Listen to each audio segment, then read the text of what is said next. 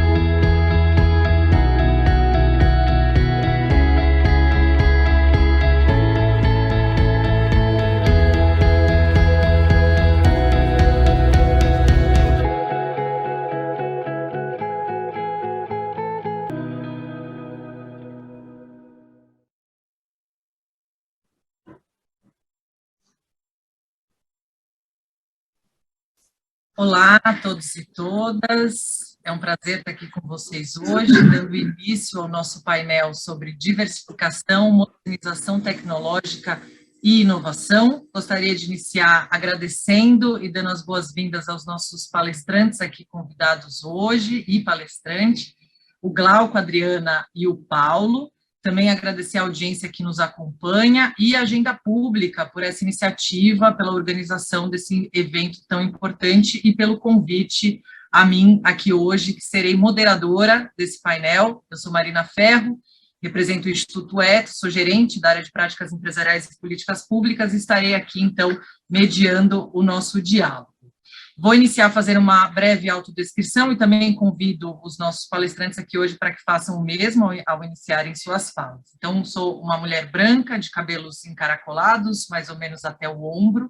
Estou com uma blusa listrada, com cores amarela, verde musgo e vinho, cor de vinho.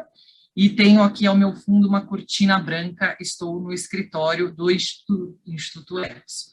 Bom, nós tivemos o vídeo agora, que nós passamos, então, para trazer uma orientação e também inspiração para o nosso diálogo aqui hoje.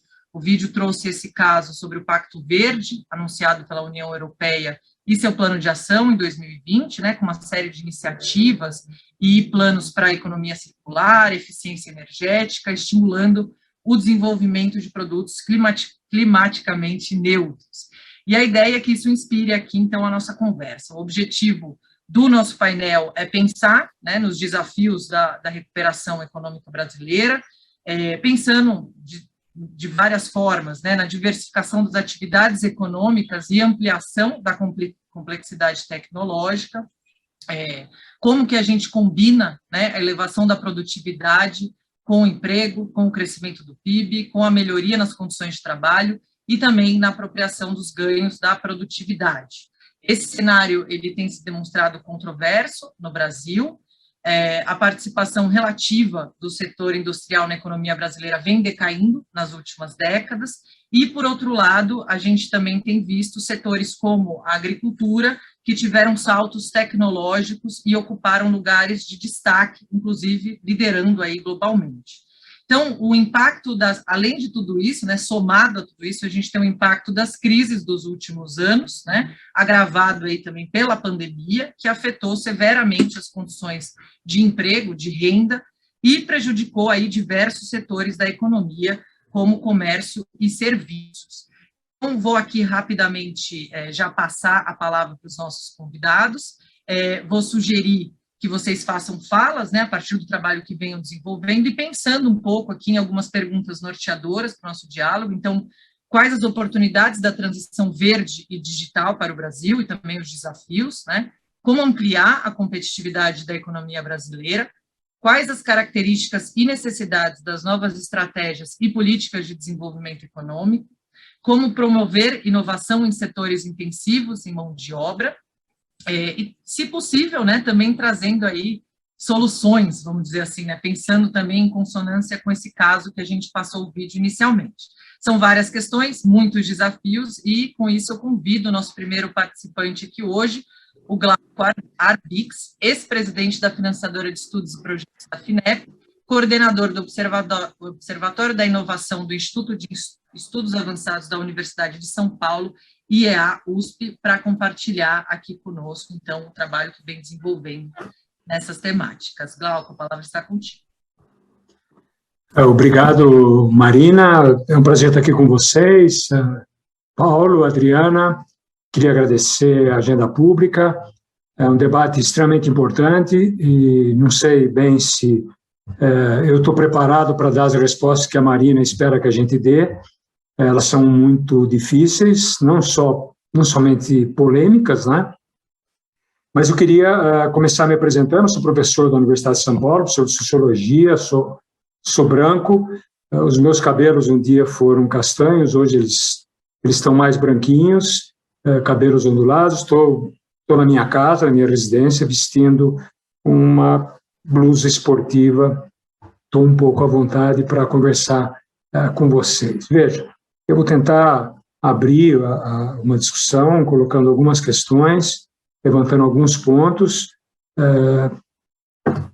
A Marina fez referência ao declínio da indústria.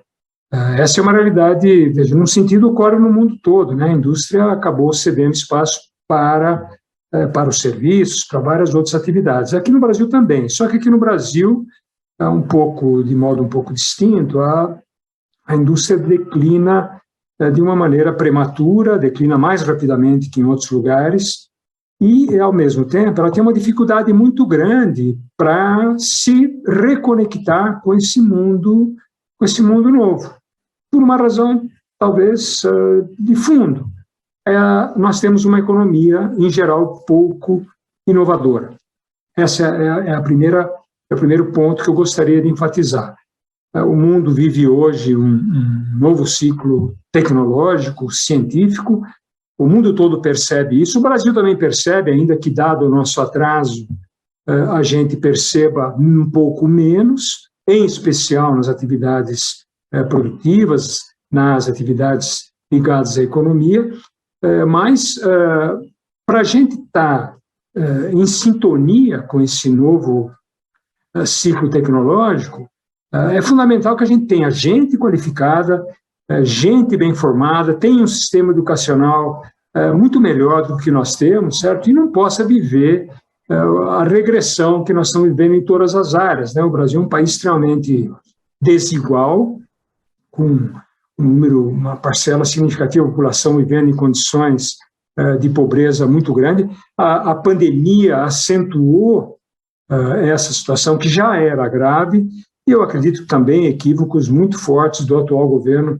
acentuam ainda mais, aprofundam ainda mais essa situação. Nós estamos voltando a uma situação talvez de 10, 12 anos atrás, no que se refere à composição da nossa própria sociedade, ou seja, nós temos hoje mais desigualdade e temos mais pobreza, inclusive pobreza extrema, né? Que a gente estava chegando a um ponto de praticamente eliminar a pobreza extrema. Veja, a gente olha e fala, bom, mas o que a gente começa a fazer? Em primeiro lugar, é trabalhar com as empresas, né? Porque as inovações ocorrem em toda parte, mas de modo preponderante nas empresas que têm por tarefa tirar uma ideia da cabeça, da prateleira, da gaveta e colocar na vida da própria economia. O grande problema é que a nossa economia ainda é uma economia de baixo desempenho. Nós temos uma dependência muito grande das commodities, né? É só olhar a nossa pauta exportadora, os produtos que têm um conteúdo tecnológico maior estão cada vez menos presentes nessa pauta exportadora, e é fundamental que haja um esforço conjunto, que eu acredito só acontecerá se nós trabalharmos em conjunto, governo, empresas, universidade, as entidades da sociedade civil. Não há lugar no Brasil, o Brasil não pode se dar ao luxo de desperdiçar a inteligência, de se fragmentar, né? A situação que nós vivemos hoje, de confronto, de disputa, muitas vezes sobre temas que não dizem respeito exatamente à vida e de importância para a vida nacional, só atrapalham a maneira como o próprio governo e autoridades atacam a universidade. Veja, o mundo inteiro, para acompanhar esse novo ciclo tecnológico, o mundo inteiro trabalha para colocar junto, né? Empresas, a inteligência que tem na universidade, não importa se é pouco ou muito, mas tem que estar junto, porque nós temos que fazer, esse é o grande esforço, né? Não é o esforço de separar, não é o esforço de segregar, mas, pelo contrário, é o esforço de estar junto, exatamente buscando um objetivo comum. A gente tem que lembrar que as economias inovadoras, elas pagam melhores salários, né? Elas têm empresas mais dinâmicas, elas exportam mais facilmente e elas saem das crises mais rapidamente, né? E um componente-chave que é essencial, ela ser inovadora, ela tem que se diferenciar, as empresas têm que se diferenciar, a economia tem que ser diferente no comércio internacional, senão ela não tem espaço para ela. Então, a diferenciação é chave. Isso traz à tona para nós o tema da diversidade. A Marina falou sobre a questão do Pacto Verde. Bom, as mudanças climáticas, as ameaças que nós estamos tendo, talvez seja a principal ameaça que o mundo vive hoje, ao lado da corrosão da democracia, ao lado de outras ameaças que aparecem, né? Nós estamos vendo uma guerra na Europa hoje, depois de muito tempo, entende? Mas a questão das mudanças climáticas, o Brasil tem tudo para avançar, né? O Brasil tem capacidade de estar, inclusive, à frente. Sempre nós tivemos uma agenda de vanguarda, né, apresentando soluções e propostas para que os países trabalhassem exatamente para caminhar na direção de uma economia de baixo carbono, né, que conseguisse exatamente minimizar os efeitos deletérios que o efeito estufa tem, que as mudanças drásticas do clima trazem para todo mundo. Então, veja, se nós temos essa oportunidade, a pergunta é por que essas coisas não acontecem exatamente? Não acontece porque falta a gente ter uma coesão enquanto sociedade para buscar esses objetivos. Né?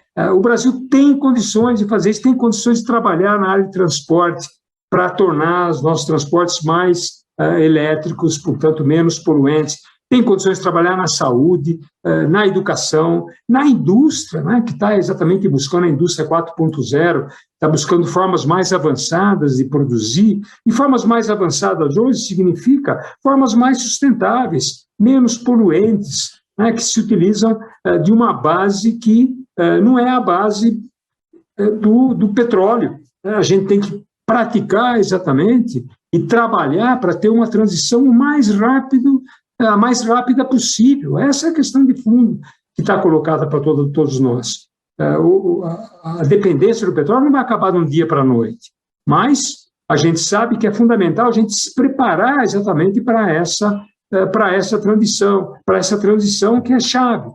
Para a gente trabalhar para isso, é fundamental estimular todas as empresas, toda a economia, toda a sociedade, em todos os seus níveis, né, a que ela seja mais inovadora. E, para isso, ela tem que ser diversificada. Ela não pode ser homogênea. A gente tem que ter claro que inovação é atividade encruzilhada. Ela acontece quando posições diferentes, experiências diferentes, tradições diferentes se encontram e produzem o novo. Essa é a diversidade que é chave para a gente potencializar a inovação. Quando a gente discute, eu sou sociólogo, quando a gente discute, a gente fica horrorizado com o grau de desigualdade social que tem no Brasil. Mas o problema, incluir as pessoas significa incluir a diversidade que o Brasil tem e esbanja. Né? E junto com essa diversidade vem exatamente capacidade de encontrar novas perspectivas, novos caminhos. Essa é a questão essencial para nós. Não é só um problema moral, ainda que seja também, não é só um problema ético, ainda que também seja. Mas é um problema que diz respeito a toda a economia e a toda a sociedade. Nós não vamos sobreviver como um país relevante se nós continuarmos com uma sociedade que exclui um número gigante de pessoas. Né? Nós estamos vivendo um período agora, quase entrando no período já eleitoral, assim, aqueles bem acesos, né?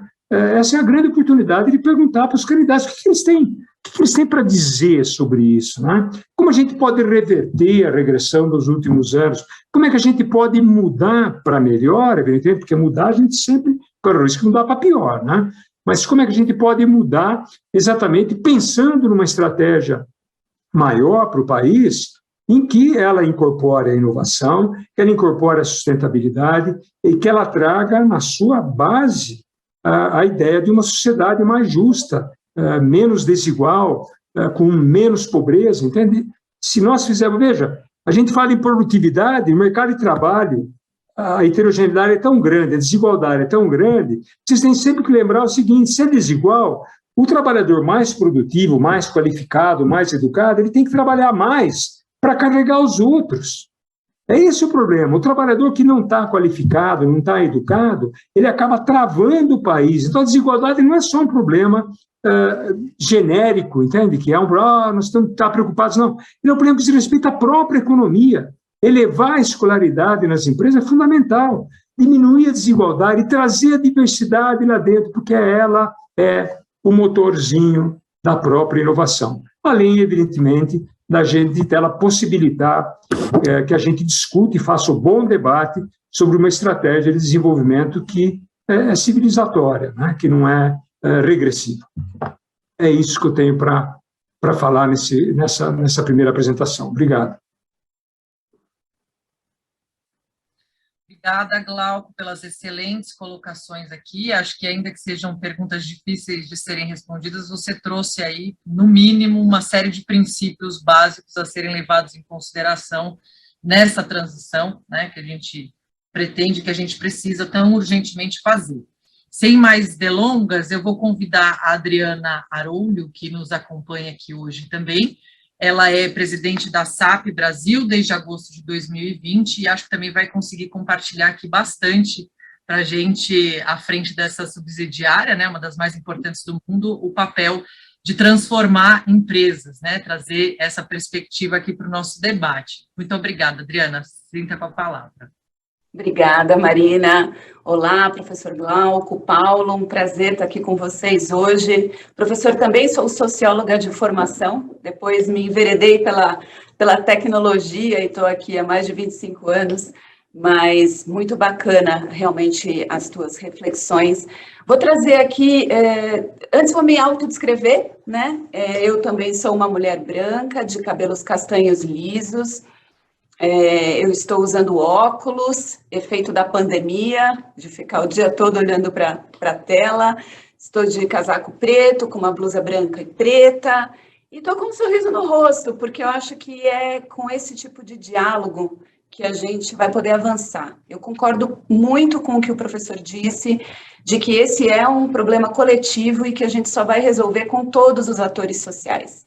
Seja o papel do governo, o papel da academia, o papel das empresas. Então, como presidente da SAP aqui no Brasil, eu vou trazer um pouco da perspectiva do papel das empresas e também o papel da tecnologia nessa agenda de sustentabilidade, da qual, sem dúvida, diversidade é um componente fundamental, porque ele está diretamente relacionado à inovação, né, como o professor disse, para fazer diferente, tem que pensar diferente, as pessoas iguais vão sempre chegar nas mesmas soluções, e como uma empresa global, eu represento uma empresa global líder de software empresarial, a SAP, com sede na Alemanha, há 50 anos no mundo, há 27 aqui no Brasil, a gente vem acompanhando empresas de todos os tamanhos nesse processo de transformação, né, de transformação digital, e a questão da sustentabilidade, de verdade, se tornou um imperativo de negócio, porque, ao final, empresas sustentáveis são empresas mais eficientes. E a tecnologia em si, ela é um grande habilitador, mas ela, em si, não transforma nada. Ela transforma através das pessoas, das intenções e dos compromissos. Aqui na SAP, a agenda de sustentabilidade é algo que é inerente ao nosso negócio. Ele não é um puxadinho, como eu costumo brincar. Ela faz parte das nossas soluções, está presente na nossa operação. Então, da mesma forma que a gente habilita uma gestão de sustentabilidade para as empresas através da tecnologia, a gente também vive isso aqui dentro e nos nossos investimentos sociais. A nossa grande ambição, o nosso propósito aí como empresa, e a gente atua em diferentes verticais de indústria, é realmente contribuir para a diminuição das desigualdades, das emissões e dos resíduos, né? Então, a gente ouviu um pouquinho do caso ali no começo, e trazendo de novo o papel da tecnologia, seja num processo de descarbonização da economia, seja na implementação de processos de uma economia circular, então, repensar toda a cadeia logística, distribuição, cadeia produtiva, de uma forma onde a gente não tenha tanto desperdício, seja buscar maior eficiência hidráulica ou energética, a tecnologia pode ter um papel fundamental aqui. E o fio condutor de todas essas frentes passa para começar por a gente ter dados, né? Hoje, como é que uma empresa vai poder fazer uma gestão se ela não sabe de onde ela está partindo? Ela quer reduzir a emissão de gases, mas qual é hoje o impacto que ela causa? Ela quer diminuir a emissão de resíduos, como funciona hoje a sua cadeia de suprimento, ou mesmo do ponto de vista social, né? Hoje a gente quer ter mais diversidade, qual é o nosso ponto de partida? Então, para cada uma das empresas, é uma jornada diferente a ser percorrida, mas a tecnologia pode contribuir com esse caminho. Recentemente, a SAP fez uma pesquisa na América Latina com 450 executivos de diferentes verticais de indústria, diferentes tamanhos de empresa, para entender o quanto a sustentabilidade efetivamente está na agenda das empresas. E aí temos boas e não tão boas notícias, né? As boas notícias é que 70% desses executivos realmente está olhando para isso e entende que a sustentabilidade é um imperativo de negócio e precisa começar por algum lugar. seja do ponto de vista social, ambiental ou de governança. O tema da governança é muito próximo ao nosso DNA como empresa. A SAP, com os seus sistemas e soluções há tantos anos, traz governança e transparência para as empresas, mas também pode contribuir nas outras duas agendas, social e ambiental. Por outro lado, quando a gente faz a pergunta prática, né, do que efetivamente as empresas já estão fazendo e por onde começar, aí os números não são tão animadores. Então, existe uma dificuldade de sair da inércia e a gente entende que você mapear o seu ponto de partida pode ser super interessante. Para você fazer uma gestão, você precisa medir e a tecnologia pode ajudar demais. Então, nós fizemos um mapeamento, a SAP tem soluções aí de ponta a ponta para a cadeia produtiva das empresas, e nós conseguimos mapear 90 indicadores de RI, né, que uma empresa tem que perseguir para poder manter os seus compromissos socioambientais, e a gente consegue, através de 23 diferentes soluções de tecnologia, endereçar. Então, acho que a boa notícia é que a tecnologia hoje permite fazer o mapeamento, permite fazer a gestão, mas tem que haver o compromisso da liderança. As empresas têm que entender que, além, né, dos seus objetivos financeiros, elas têm um papel, né, uma responsabilidade social com a sociedade que a gente serve, né, para isso que as empresas existem, é para além do nosso objetivo financeiro. E aí eu tenho bastante orgulho em dizer que a SAP, desde 2012, junto com os seus resultados financeiros, a gente reporta os nossos compromissos socioambientais, somos signatários do Pacto Global da ONU, tanto na Alemanha quanto aqui no Brasil, e a gente apoia agendas de objetivos de desenvolvimento sustentável. Temos aí uma comitiva em Davos super ativa essa semana, promovendo essas discussões, e a gente tem vários casos, várias parcerias com clientes para trazer a tecnologia e ajudar nessas agendas. Então, Marina, eu acho que do ponto de vista de tecnologia, a minha principal mensagem é que ela é um grande habilitador. Hoje, a tecnologia permite muitas possibilidades em termos de gestão de dados, analíticos avançados, inteligência artificial, aprendizado de máquina, mas por trás de tudo isso estão as pessoas que queiram inovar, como muito bem disse o professor Glauco, ou seja, queiram fazer diferente.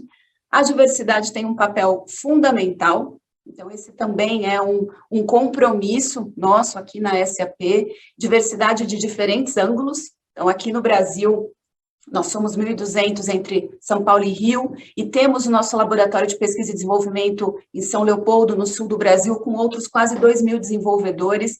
Nós temos inúmeras nacionalidades aqui, temos um compromisso de paridade de gênero até 2030, e ano passado fomos muito intencionais nesse sentido. Nós conseguimos já fazer 50-50 do ponto de vista de contratação, para começar a equilibrar essa balança. Hoje somos 60-40 e queremos chegar a esses 50-50, não queremos esperar 2030, queremos chegar a isso muito antes. A gente também olha para a diversidade e inclusão de outros ângulos, né, do ponto de vista de inclusão da população LGBTQIA+, pessoas com deficiência, do ponto de vista de raça, do ponto de vista geracional. Hoje, aqui na SAP, a gente tem, na nossa população, 5 diferentes gerações. Olha que riqueza isso, como é que a gente realmente tira o melhor, né, dessas diferentes visões, experiências, e, enfim, é uma grande riqueza cultural. A gente precisa não só atrair essa diferença toda, mas criar um ambiente onde as pessoas possam ser autênticas e a gente se beneficie disso para achar novas soluções de negócio e apoiar outras empresas nessas jornadas de sustentabilidade. Acho que esse é um resumo do que eu acho que a tecnologia cumpre como papel aqui nessa agenda de sustentabilidade, Marina, mas fico aberta aqui para a gente conversar. Legal, Adriana, super obrigada pelas colocações. Acho que você traz aí dados e questões bem importantes do papel fundamental que a tecnologia tem nessa transição que a gente, né, se pretende enquanto desenvolvimento sustentável. É legal saber também, né, dessa sensibilização das empresas para colocar isso como estratégia de negócios. Acho que isso é super relevante também. E a questão da transversalidade de temas, né? Acho que isso é também bem bacana que você trouxe, cada vez mais olhar para todos os elementos, todos os temas que a gente trabalha aí de uma forma transversal e não mais só separadamente, né? Acho que a gente precisa realmente cada vez mais tentar confluir as questões para avançar. Bom, a gente vai voltar depois para cada um de vocês e convido também ao público que está aqui conosco que nos envie perguntas. Aproveitem aqui a participação dos nossos excelentes painelistas aqui para fazer também questões e colocações. Agora a gente vai passar, então, para o Paulo Gala. Ele é professor de Economia na Fundação Getúlio Vargas, a FGV, e convido o Paulo, então, a dividir conosco, até do ponto de vista da economia, talvez como que a gente pode pensar, né, nessas transições que a gente precisa fazer enquanto sociedade. Bom, boa noite a todos, prazer enorme estar aqui com vocês, Adriana, Glauco, Marina, todos que nos ouvem. Eu sou Paulo Gala, economista, homem, branco, cabelo preto, já transitando também para o branco, barba já transitou mais para o branco também. Estou aqui na minha casa, mais especificamente na minha biblioteca, o lugar que eu mais gosto, de longe aqui de casa, e estou também com uma camisa aqui, com uma blusa que está um certo friozinho aqui em São Paulo, não vou reclamar porque semana passada estava bem pior, né? Bom, prazer enorme participar dessa discussão. Eu vou pegar um gancho do professor Glauco, que eu gostei muito, que é o de que a inovação acontece na encruzilhada, né? E eu acho que o mundo vive hoje talvez a sua principal encruzilhada, que é a encruzilhada climática. A gente está, de fato, numa encruzilhada, o que é dramático, né, pelo lado que a gente tem observado de todos os efeitos negativos disso, mas também se abre uma janela de oportunidade, que é essa janela de oportunidade de inovações, né? E para o Brasil, isso pode, e na verdade é uma grande notícia. A meu ver, hoje, talvez se abre uma das maiores oportunidades do Brasil se reintegrar de maneira inovativa na economia mundial. O Brasil, eu tenho dito recentemente que a transição verde, a transição climática, deveria ser encarada no Brasil como um core business, não como uma questão de compliance, né? O que eu quero dizer com isso, tirando a tecnicalidade do jargão de administração de empresas, né? O Brasil e os brasileiros deveriam encarar a transição climática como uma atividade-chave, né? Como atividades que vão recolocar o Brasil no cenário global e que têm o potencial de nos catapultar de novo, né? Ou talvez alcançar níveis que a gente nunca alcançou de inserção na economia mundial. Ou seja, não obstante o lado de compliance, de regras que obviamente a gente precisa cumprir, mas eu acho que muito mais do que isso, o Brasil tem uma grande oportunidade, o sistema produtivo brasileiro tem uma grande oportunidade colocada na mesa, que é de ocupar o espaço de potência verde do planeta, né? Hoje a gente é uma potência de commodities, mas isso é muito pouco para a gente. A potência de commodities não vai dar conta de endereçar nossas dificuldades de desigualdade de renda, desigualdade de todos os tipos que a gente tem, né, e de necessidade de aumento não só de desigualdade, mas de aumento de renda per capita, né? E a transição verde pode nos trazer essa catapulta ou essa escada, né, que a gente tanto precisa, e eu vou ser mais específico em relação a isso, né? Hoje o Brasil ele já é conhecido como um dos grandes produtores mundiais de etanol, né? Lembra do nosso querido Proálcool, né? Hoje conhecido como etanol. O Brasil foi um dos grandes desenvolvedores, por exemplo, dos motores flex, né? A gente tem carros aqui com uma tecnologia, inclusive, que foi desenvolvida por multinacionais aqui no Brasil, capazes de fazer combinação de combustível. A gente está avançando muito em hidrogênio verde. A gente tem mais de 10% da energia elétrica brasileira sendo gerada em parques eólicos no Nordeste. É mais do que Itaipu, isso é simbólico, né? A gente gera mais energia hoje com os parques eólicos do Nordeste do que com Itaipu. A gente hoje é o 13º produtor mundial de energia fotovoltaica, mas tem condições de estar tranquilamente entre os 10 maiores do mundo, né? Então, o Brasil ele tem um potencial gigantesco do ponto de vista de estruturação, né, da produção da transição verde, né? Não só a produção da energia propriamente dita, mas também das peças, dos maquinários, dos equipamentos. Então, por exemplo, nesse contexto dos parques eólicos do Nordeste, a gente tem uma empresa brasileira que é a WEG, que já faz os aerogeradores, tá, entre os grandes players mundiais de aerogeradores, que são as turbinas que ficam em cima daquele, né? Um amigo meu falou, não, tá ventando muito lá no Nordeste que colocaram ventiladores. Não, na verdade é o contrário, né? Então a WEG ela produz esses aerogeradores, né, que já feitos aqui domesticamente. A própria WEG, em associação com a Marco Polo, está produzindo o primeiro ônibus 100% elétrico do Brasil. Ou seja, a gente tem uma capacidade industrial que ainda restou, uma espécie até de espólio tecnológico que nos coloca numa posição muito, muito interessante para a gente lançar a mão dessa transição energética, dessa transição verde, mas como core business mesmo, para ganhar dinheiro no bom sentido, para expandir a economia, para fortalecer as empresas, para reindustrializar o país, para voltar a exportar manufaturas. Porque nossa grande dificuldade hoje é acompanhar uma fronteira tecnológica mundial que se distanciou muito das nossas capacidades, né? Porque o Brasil se desindustrializou e vem perdendo espaço, porque a indústria brasileira meio que foi perdendo o bonde da história, né?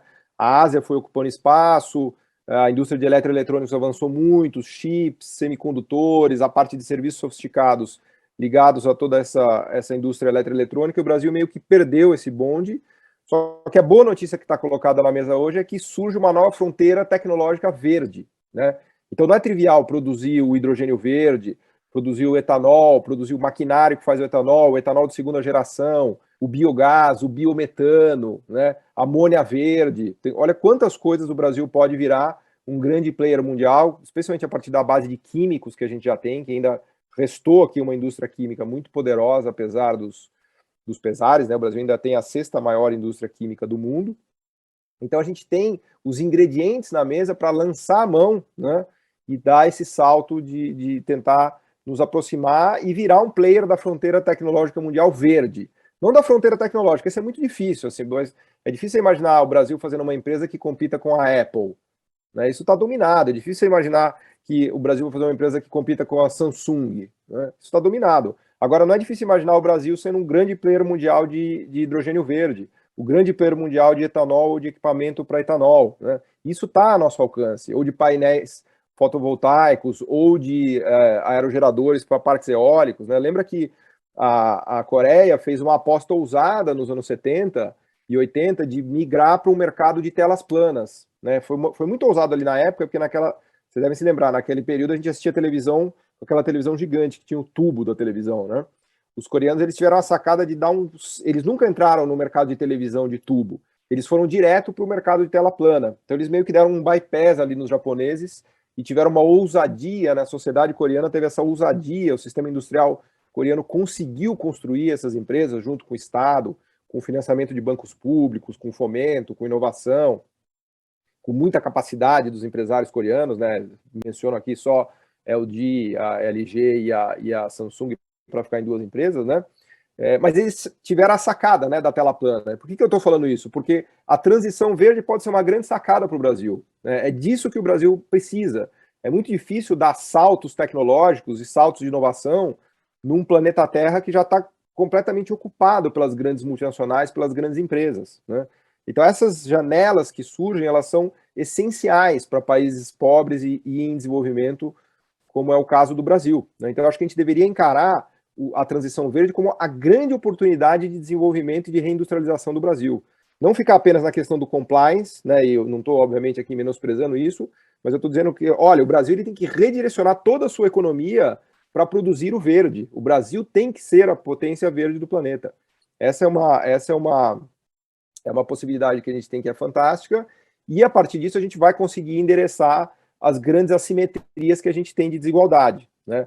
O diabo dessa história toda é que o mercado ele é muito eficiente, né? Muito eficiente, mas ele produz muita desigualdade. Ele produz desigualdade entre países, né? Você tem ali 30, 40 países que são muito ricos e 150 que são pobres. Nos países ele produz muita desigualdade de renda, né? Você tem uma elite de pessoas que são muito ricas e grande maioria é pobre.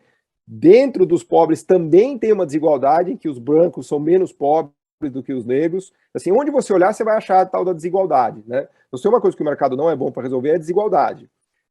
E o que eu estou colocando aqui é que a gente tem oportunidades com essa transição verde de tentar endereçar essas desigualdades. E, claro, para isso, como o professor Glauco muito bem colocou, a gente precisa de uma articulação geral de universidade, de governo e de empresas, né? Não adianta achar, né, e eu queria reforçar esse ponto, que o mercado vai reduzir as desigualdades. A gente precisa de instrumentos públicos, de subsídios, de fomento, de normas, e aí a parte de compliance é muito importante. A gente precisa da participação dos institutos de pesquisa, das universidades, das redes de inovação, para conseguir reduzir esse gap, né, Só que a partir de oportunidades, né? Então é isso que eu digo, não é algo que não é algo barato, né? Não é algo fácil de se fazer, né?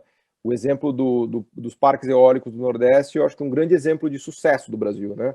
A gente só conseguiu fazer isso porque houve uma articulação incrível entre investidores, né, privados que foram lá colocar o capital em risco, o BNDES, que fez um financiamento público, foi chave, o BNDES financiou mais de 70%, 80% do valor dos projetos, né? Ele tomou o risco, né, de construir esses parques eólicos do Nordeste, né?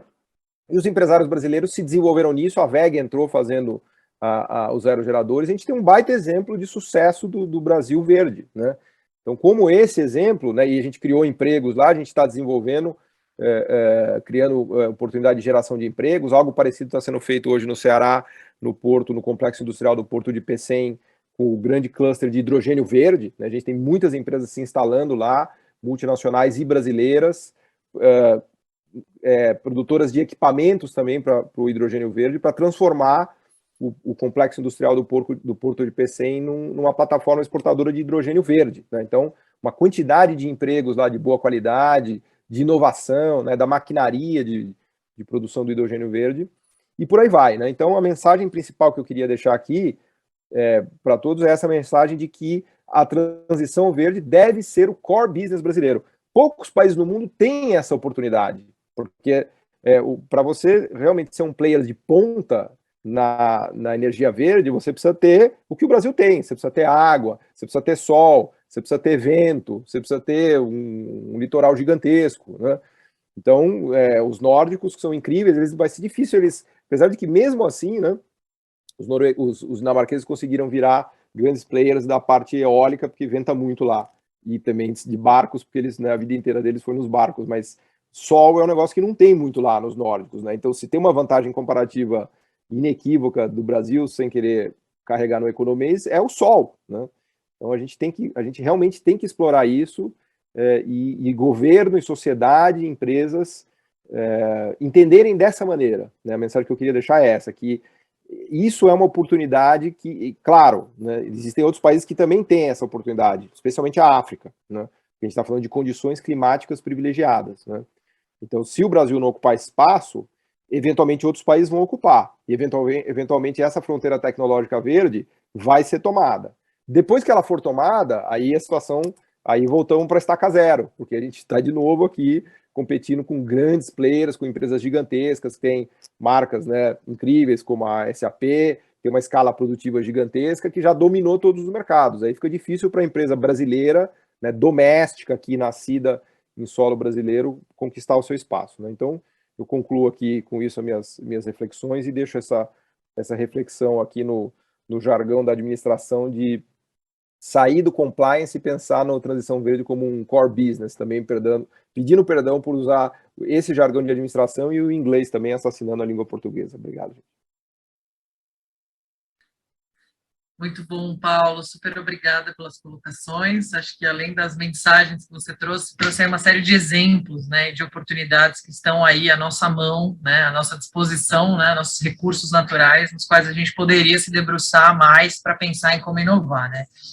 A gente recebeu algumas perguntas do público, a gente ainda tem alguns minutos, então vou sugerir a gente fazer já uma rodada final de considerações, e eu coloco as perguntas para vocês. A gente tem em torno aí de 4 minutos por palestrantes. Então, a gente tem aqui 3 perguntas, né?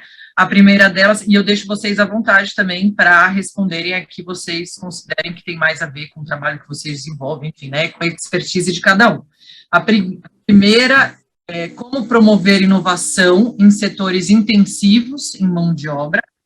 Uma segunda pergunta, podemos dizer a respeito de custos para inovações tecnológicas, incentivos de modo geral para tornar mais acessível. E uma terceira questão, quais características e necessidades das novas estratégias e políticas de desenvolvimento econômico? Então, várias perguntas aí. Vou começar novamente a rodada pelo Glauco, dando continuidade a Adriana e ao Paulo. Por favor, Paulo. Olha, vou tentar falar um pouquinho sobre a primeira pergunta. Tem que lembrar o seguinte: a gente tem uma ideia que não é sempre correta, que inovação é sempre high-tech, né, de alta tecnologia. Isso não é certo. A inovação, você tem high-tech, você tem aquela que é de middle-tech, que está no meio, você tem low-tech, aquela que é bem fraquinha, e você tem no-tech. No-tech é a inovação que não tem tecnologia, né? São formas gerenciais, formas administrativas. Você tem exemplos históricos disso aí, né? Quando o Henry Ford, no começo do século XX, o século passado, ele monta a esteira dele para montar o automóvel, ele fez uma inovação que ele pagou mais no mercado, 3 vezes mais, era chamada política $5 day, ele pagava $5 por dia para os seus funcionários. É uma inovação social que virou o mercado de ponta cabeça e trouxe para ele muita gente para trabalhar nas suas próprias fábricas. Mesmo a esteira, que era a linha de montagem, foi ele que inventou o motorzinho, não inventou a linha de montagem, ele inventou um processo de montagem. Esse processo de montagem em si não tem tecnologia, certo? Então, o que eu queria falar para vocês é que tem uma variedade gigantesca. Quando você vai ver uma ONG numa comunidade qualquer, ela inova, ela traz jovens, crianças, ensina, educa, juntamente com a vida, né, dentro da vida imersa, você está inovando sem utilizar a tecnologia. Então, quando você pergunta como é que a gente faz para inovar em setores intensivos de mão de obra, olha, o Brasil tem um exemplo claro aqui, tá? Algumas autoridades brasileiras, há muitos anos atrás, praticamente decretaram que a indústria têxtil nossa, que tinha sido muito forte nos anos 50 e 60, ela não tinha futuro, e que a gente estava um pouco fadado a só importar da Coreia, da China, que eram os novos grandes jogadores, aqueles que estavam determinando o mundo exatamente da tecelagem, dos tecidos. E de repente começaram a surgir fibras novas, começaram a surgir materiais novos, começaram a surgir fusões de materiais completamente novos, que a gente vê a borracha com fibra, com algodão. Então, veja, a inovação ela não obedece muito à escadinha de produto de alta tecnologia até produto sem tecnologia. Tampouco obedece à escadinha de você ter uma inovação em áreas intensivas de tecnologia ou áreas mais dinâmicas da economia, áreas que são mais tradicionais. Ela ocorre em toda parte, ela pode ocorrer em toda parte. Então, o que nós temos que estimular é exatamente a atividade inovadora, porque ela percorre, ela é transversal, ela não está orientada para essa ou para aquela indústria. Você inova lá na empresa da Adriana, que é líder mundial de software corporativo, e você inova aqui no pequeno comércio, com uma startup que está fazendo um processo de conectar pessoas. Você inova em toda a parte. É isso. Vai lá, Adriana. Não, concordo totalmente, professor. Inclusive, quando você falou o exemplo aqui das startups, algo que as empresas de tecnologia têm mais e mais feito é fomentar esse ecossistema de startups, né? É lógico, eu estou falando do meu ponto de vista representando uma empresa de tecnologia, mas a inovação sempre vem das pessoas. Tecnologia é um habilitador, essa é a nossa visão. E a SAP acredita muito no Brasil. Aqui, para concordar com o ponto do professor Paulo, eu acho que a gente tem tudo para ter um papel muito protagônico nessa virada. Um dos 6 centros mundiais da SAP de pesquisa e desenvolvimento fica no Brasil e não é à toa. É realmente pela capacidade criativa e de realização que a gente tem aqui. A gente está expandindo o nosso centro em São Leopoldo, que fica dentro da Unicinos, e aí é muito bacana a gente ver essa intersecção, né, da academia com as empresas, porque eu realmente acredito que, a gente falou um pouco aqui sobre redução de desigualdades, a tecnologia também tem uma possibilidade de contribuir com isso, de gerar muito emprego, porque hoje a gente tem um déficit enorme de profissionais em tecnologia, e aí não vai ser só a academia ou vai ser só a empresa, então a gente tem cada vez mais feito parcerias para poder formar mais e mais profissionais e sair do tradicional, né? Como é que a gente atrai atrai mais profissionais para a tecnologia, a gente precisa disso, profissionais diversos, profissionais de diferentes gerações, de diferentes, que partam de pontos diferentes para trazer esse olhar novo que a gente está buscando. Então, eu vejo na tecnologia uma possibilidade também da gente formar muitos profissionais e, de novo, a tecnologia como um grande habilitador aí dessa grande virada que a gente tem que fazer como sociedade,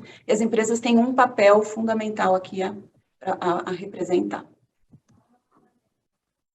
Obrigada, Adriana. Paulo? Boa. Não, de acordo, só em relação à pergunta da parte de estratégias, né, eu queria só reforçar a importância da gente pensar numa estratégia de país no mundo, né? O professor Glauco colocou essa ideia da diferenciação, né, que eu acho que é chave, né? Nenhum país consegue se desenvolver sem se diferenciar, ele precisa conseguir fazer algo diferente, né, algo que poucas pessoas façam, algo que tenha muito valor, né? Tenha tecnologia ou não tenha tecnologia, mas algo que ele consiga se diferenciar e fazer coisas que tem a ver com a própria diversificação, né? A diversificação, ela leva para essa diferenciação, né? E é muito difícil fazer isso, porque esses nichos, eles já estão ocupados, né? Então não é trivial você encontrar qual vai ser o seu espaço, o seu nicho de diversificação, né? Mas, de novo, eu volto aqui com a questão da oportunidade da transição verde, né? E a importância de pensar nisso como uma estratégia, né? A gente tem uma estratégia de diferenciação mais ou menos dada e mais ou menos óbvia na minha cabeça, que é o Brasil se diferenciar como o grande player, como o grande produtor de energias verdes, de tecnologias ligadas a energias verdes, ou de processos, ou de manejos, né? Ou seja, de estar na fronteira dessa nova economia que vai surgir a partir da encruzilhada em que o planeta se colocou, né? E eu costumo dizer que essa questão vai se resolver por bem ou por mal. Infelizmente, ela está se resolvendo por mal, porque os prejuízos econômicos que estão sendo gerados com as mudanças climáticas já são gigantescos e vão ficar cada vez maiores. E quanto maiores ficarem, mais vão empurrar a própria economia de mercado a dar respostas, né? A economia de mercado, ela responde aos chamados preços relativos, né? Então, quanto mais ficar caro destruir o meio ambiente, mais a economia de mercado vai reagir. É evidente que a gente está querendo se antecipar a isso. A gente está propondo aqui que as universidades, que os centros de pesquisa, que o setor público se antecipe. Olha, pessoal, antes da gente destruir o meio ambiente, vamos reconstruir uma nova economia em bases verdes, em bases sustentáveis, né? Para que a gente não precise esperar a mudança dos preços relativos lá na frente, dizendo que agora ficou uma fortuna produzir e destruir no meio ambiente, então vamos tentar produzir de outra maneira, né? Então, só reforçar esse ponto, eu acho que a gente precisa ter essa estratégia, e eu acho que a diferenciação pela via da transição verde é uma baita oportunidade, é um baita espaço que está aí para o Brasil ocupar no mundo. E a gente precisa ocupar um espaço no mundo. Não há desenvolvimento econômico possível, redução de desigualdades possíveis, sem uma inserção relevante e ativa na economia mundial. Não existe desenvolvimento focado no seu próprio umbigo, ou como dizem os economistas, de maneira autárquica. O Brasil precisa ser um player relevante no mundo, muito além de apenas agro e commodities, muito além disso. É isso. Obrigada, Paulo. Infelizmente, por uma questão de tempo, a gente está chegando ao final da nossa atividade, mas gostaria de agradecer imensamente aos nossos palestrantes aqui hoje, Adriana, Paulo, agradecer ao público que nos assiste. A gente saiu aqui com uma série de reflexões, né, sobre princípios que vocês trouxeram, exemplos concretos também, né, de como diversificar e inovar tecnologia. Aí, caminhar, tem um cuco tocando ao fundo. Já é hora, já deu o tempo. É na SAP, então obrigado a ter um relógio cuco lá na empresa alemã. Não é, não. Acho que foi uma boa chamada desse cuco aqui, né? Já deu, gente. Estamos sem tempo, a gente precisa agir agora. É meu. É meu, eu sou o culpado. Gostei, Glauco, achei boa a mensagem. Uma mensagem simbólica, né? E isso, a gente tem aí uma série de desafios, mas eu acho que vocês trouxeram aqui excelentes contribuições para o debate, né, de como a gente diversifica a economia, como inovar, né, para caminhar rumo a essa transição energética, né, de baixo carbono, e essa sociedade mais justa e sustentável que a gente tanto almeja. Se você gostou desse vídeo, compartilha com seus colegas, dá seu like também. A gente continua com a programação do festival, então, após esse painel, a gente vai ter a próxima atividade, que é uma entrevista sobre o título da entrevista é Acelerar a Mudança, uma década de ação, com a participação de Denise Rios, diretora global de sustentabilidade da Natura. Então, convido a todos e todas também para continuarem nos acompanhando. Com isso, eu encerro o painel, agradecendo a todos e todas novamente aqui pela participação. Um grande abraço.